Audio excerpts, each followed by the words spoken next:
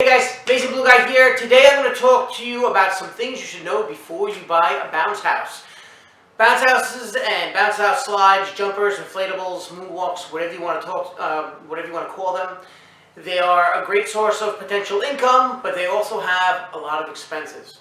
You might see some ads out there and say, hey, how to start your own bounce house company, and you read it and you say, whoa, I could rent out these for 4 hours, get anywhere from $100 to $400. It's going to be great, but there's some things that they don't really tell you. Those typically are written by the companies who sell the bounce houses, and they don't tell you all the details. While you can make money and it can be profitable, there's things you should know.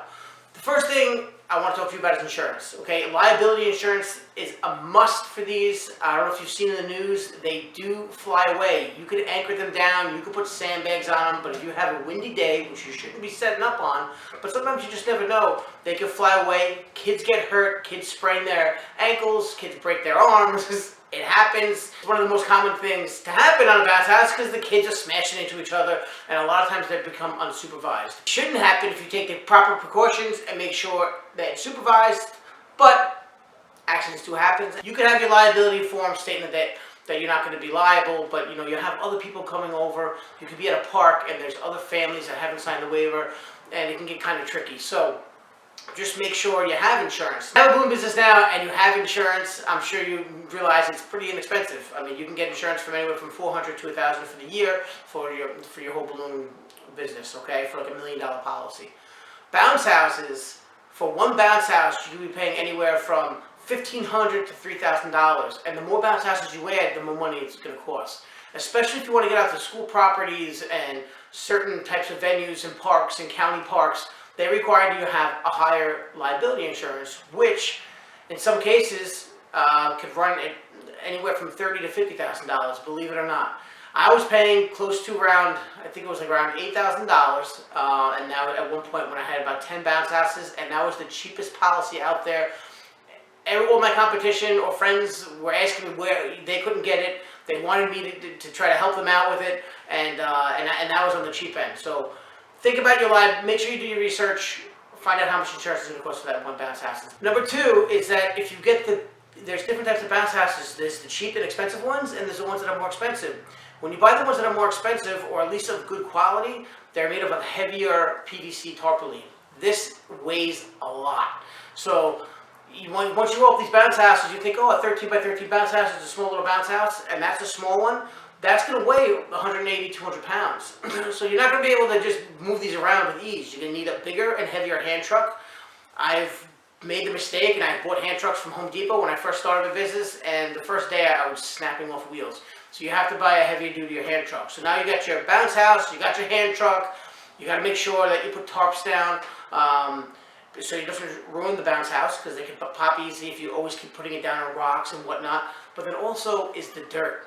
You don't realize after a party, the kids jump up and down, they're jumping on, they're jumping off. When you get that bounce house, if you don't clean it, it just keeps getting dirtier and dirtier, and obviously it's a bad presentation for your customers. But to get in there and to get the dirt between the cracks, you have to go in there with the vacuum. You're going to have to go in there with sanitary wipes, because different kids might have different allergies to certain things, or they might even be sick or whatnot. So you got to sanitize, and you got to clean it after every single time it's being used, and that takes time. That's not going to just take you 20 minutes. That can be an hour, 2 hours for each bounce house you have.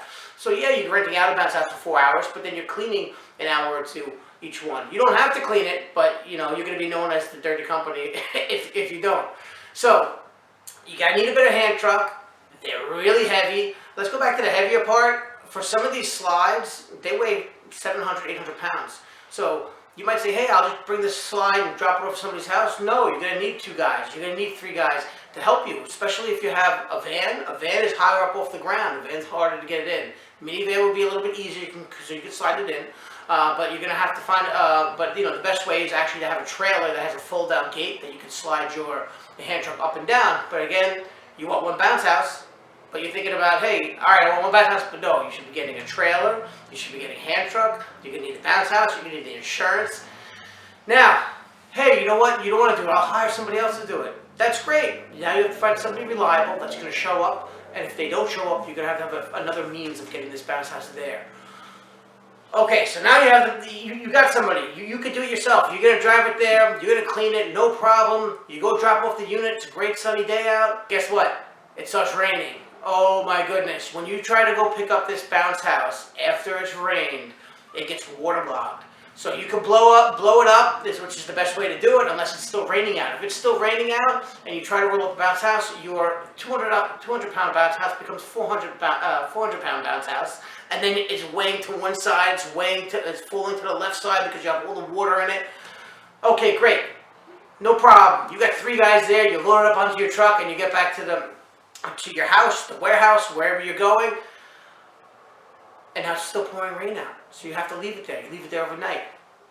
Next morning you come in there, you start blowing up, you have mildew. You have to get the mildew out because now your whole bounce house stinks. So I'm just talking about I'm just scratching the surface of the little things you should expect and the little things that you have to be aware of before you buy this bounce house thinking it's going to be an easy gig, and it's not. I've run it successfully, a successful company. You know, it doesn't happen all the time. It doesn't rain all the time. I'm a pretty decent sized guy, so I could do it myself. I've had friends and family help me, so it was able to be done. But just before you buy that bounce house, make sure you do the research. And they're pretty big, so you're gonna have to think about storage, and especially if you're gonna, hey, I want to buy one and I want to build it. Once you get 2, 3, 4, 5. Then it's all right, where are we going to put them? Are we going to put them in the garage? You're going to put them in the shed? You can store them outside, not really a good idea. Also, what you need to think about is if you're going to go to a park, not every park has electricity. So you're going to need to buy a generator. So you're going to make sure you have a generator. Make sure you have the bounce house. Make sure you have extension cords from the outlet to the bounce house. Most of it's far away, so you're going to make sure you have extension cords. Make sure you have tarps. Make sure you have stakes. Make sure you have stand bags. Make sure you have the cleaning supplies. Make sure you have insurance.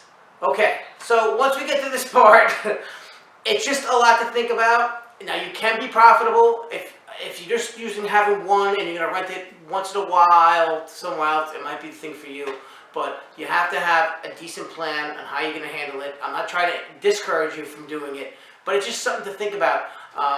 If in the future, if you are thinking about doing a bounce house company, don't just read all the things. Hey, you can rent out 3 bounce houses 3 times a day. You're going to make X amount of money, because you have to figure out your gas, if you're going to pay somebody to drop it off, your time, your cleaning the bounce house, your insurance, and your storage, and all your startup expenses. So I hope this kind of shine the light on some of you who may have thought it was a good idea, or some people who say, hey, I knew this and I'm going to go ahead and do it, and thanks for the tips. Now I know what to plan for, what to prepare, and that's it. So if you want to see more business tips like this, hopefully I didn't ramble. I go off on tangents. Hope I didn't ramble on too much or too long and you got something out of this video.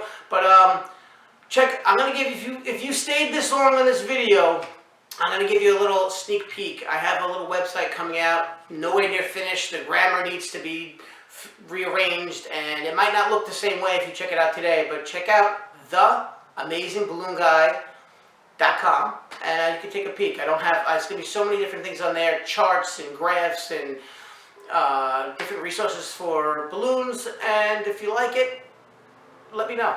All right, guys. Check it out. Like I said, it's not finished, but take a peek, tell me what you think, and I'll see you in the next video. Thanks for watching.